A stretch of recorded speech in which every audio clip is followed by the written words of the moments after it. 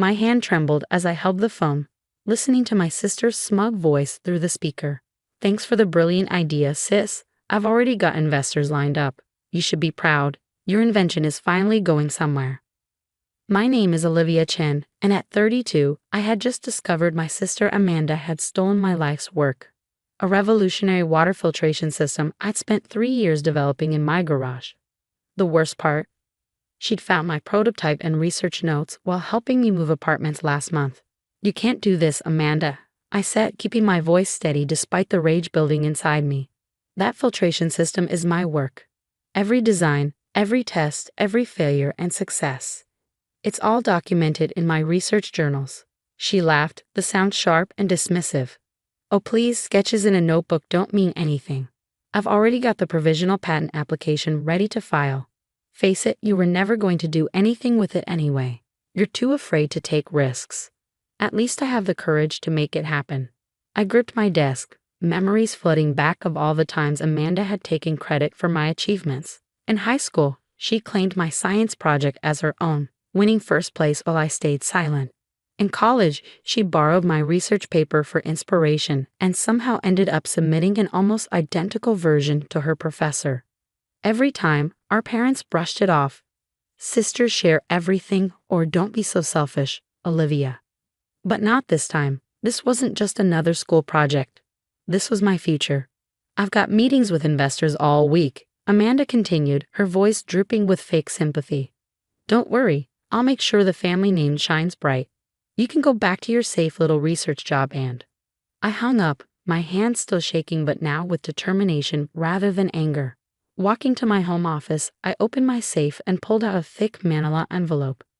Inside was something Amanda didn't know existed: my official patent application, filed 6 months ago when I first caught her snooping around my prototype. I learned from experience that my sister couldn't be trusted. So this time, I'd been prepared. Every test result, every design iteration, every piece of documentation had been properly notarized and filed. I even kept video logs of my development process, all time-stamped and backed up securely. My phone buzzed again. Amanda, no doubt calling to continue gloating. Instead of answering, I emailed my patent attorney. "It's happening exactly as we predicted. Time to proceed with phase 2. I smiled, thinking of the shocked look that would soon replace Amanda's smug expression. She thought she was so clever, but she just walked right into a trap 3 years in the making. Sometimes the best revenge isn't about getting even. It's about being 10 steps ahead. The next week unfolded exactly as I'd anticipated. Amanda paraded around town, meeting with potential investors, making grandiose promises about her revolutionary water filtration system. Each time she posted on social media about her breakthrough innovation, I documented it, adding to the steadily growing file my lawyer was building. My parents called, of course. "Olivia, why can't you be supportive of your sister?" My mother pleaded. "She's finally found her passion. You know how much she's struggled to find her path." I sat in my home office, staring at the wall of technical drawings and certification documents I'd accumulated over 3 years of work. "Mom, that's my invention. Every single aspect of it. Amanda stole my research, my prototype, everything." "Don't be ridiculous," she scoffed. "Amanda showed us all her work. She has diagrams, test results, everything. Why would she lie about something like this?" I closed my eyes, remembering every time they dismissed my complaints about Amanda's behavior. Every time they told me to be the bigger person while she took credit for my achievements. "You'll see soon enough," I said quietly, ending the call. 3 days later, Amanda hosted a big presentation for potential investors at the city's most expensive hotel. She'd invited the entire family, local media, even my old professors from engineering school. The irony wasn't lost on me. She'd gathered all the witnesses I needed in one place. I arrived early, taking a seat in the back row. Amanda spotted me and smirked, probably assuming I was there to watch helplessly as she claimed my work as her own. She had no idea she was about to walk into a carefully laid trap. "Ladies and gentlemen," she began, standing proudly next to my prototype, "I'm excited to present a breakthrough in water filtration technology. This system, which I've developed over the past year, represents a complete revolution in how we think about water purification.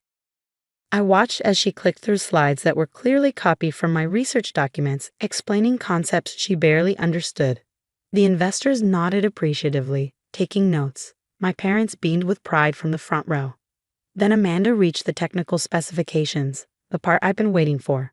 As she confidently rattled off numbers and processes, I pressed send on an email I prepared earlier. Exactly 30 seconds later, the hotel's AV system experienced an unexpected technical difficulty. The screen behind Amanda suddenly switched to a different presentation. My original pitch deck from 2 years ago, complete with dated timestamps and my signature on every slide. Amanda faltered, her professional demeanor cracking slightly. There seems to be some technical issue. That's when my patent attorney stood up from the middle row. Actually, Ms. Chen, there's no technical issue. I'm Richard Maxwell, representing the patent holder of this technology, your sister, Olivia Chen. The room went silent. Amanda's face drained of color as Mr. Maxwell continued. We have extensive documentation proving Ms. Olivia Chen's ownership of this intellectual property, including a patent application filed 6 months ago. Additionally, we have evidence of your unauthorized access to and attempted theft of this technology. He gestured to 2 people in suits who had been quietly filming the entire presentation. Representatives from the patent office are here as witnesses. Every claim you've made today about inventing this technology constitutes patent infringement and intellectual property theft. Amanda grabbed the microphone, her voice shrill. This is ridiculous. I developed this system. I have proof. You mean these? I finally spoke up, walking to the front of the room with a stack of papers. Your proof is actually copies of my research journals, the ones you photographed while helping me move.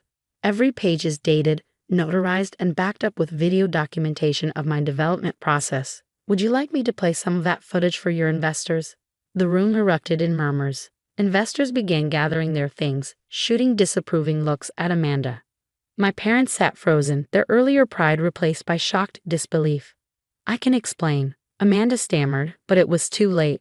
Mr. Maxwell was already distributing cease and desist orders to the investors, along with evidence packets documenting her attempted theft. I turned to the crowd, my voice clear and professional. I apologize for this disruption. For those still interested in the actual technology, I'll be holding a legitimate presentation next week. My team will contact you with details. As people filed out of the room, Amanda grabbed my arm. How could you do this to me, to your own sister? I gently removed her hand. No, Amanda. The question is, how could you do this to me, again? Did you really think I wouldn't protect my work this time?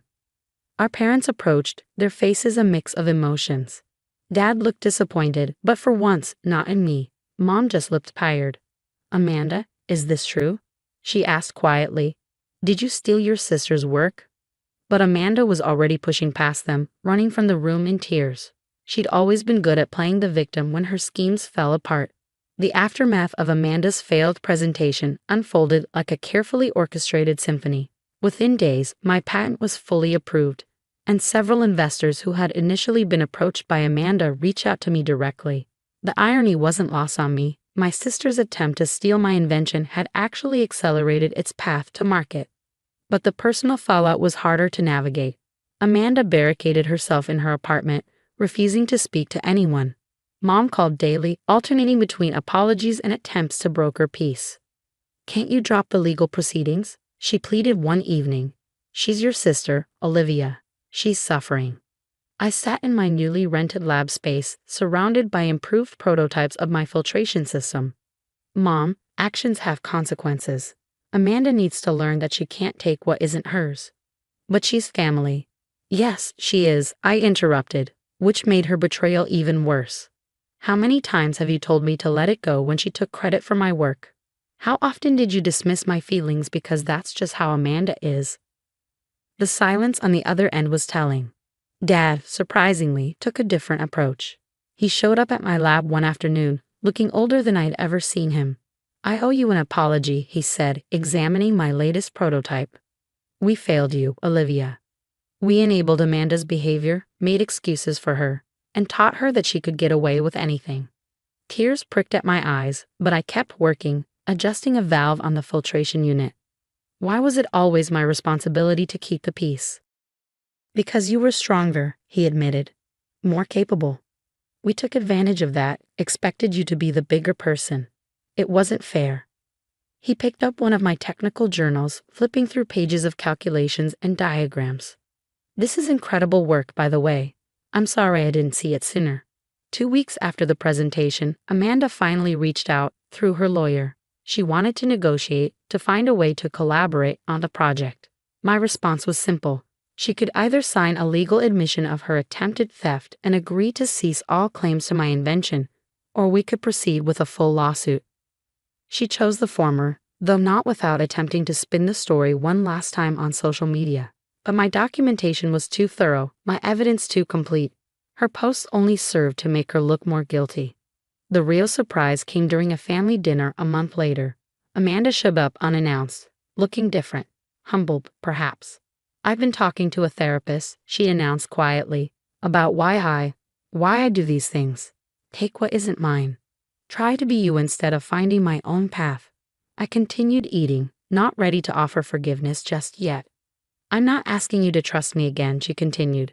I know I've destroyed that, but I am sorry, Olivia, truly sorry.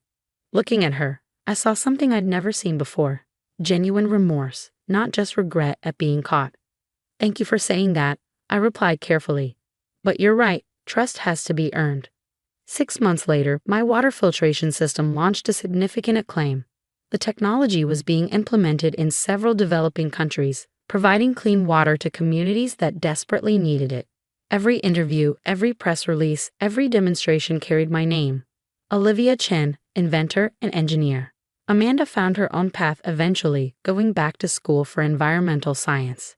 Sometimes she'd send me articles about water conservation or sustainable technology, not trying to take credit or compete, just sharing information she thought I'd find interesting. Mom and Dad came to every demonstration, every award ceremony. They'd finally learned to celebrate my achievements without trying to share the spotlight with Amanda. It was a different kind of family dynamic, not perfect, but more honest. One evening, as I wrapped up a successful presentation, a young engineering student approached me. Ms. Chen, she said hesitantly, I read about what happened with your sister. How did you find the strength to stand up for yourself? I thought about the years of preparation, the careful documentation, the quiet determination that had led to this moment. I learned that protecting your work isn't selfish, I told her. Standing up for yourself isn't wrong.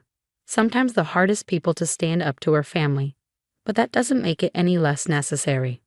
Later that night, I added another entry to my project journal, not technical specifications this time, but a simple truth I'd learned through all of this. Success isn't just about creating something innovative. It's about having the courage to protect it, nurture it, and ensure it reaches its full potential, even when that means standing up to the people you love.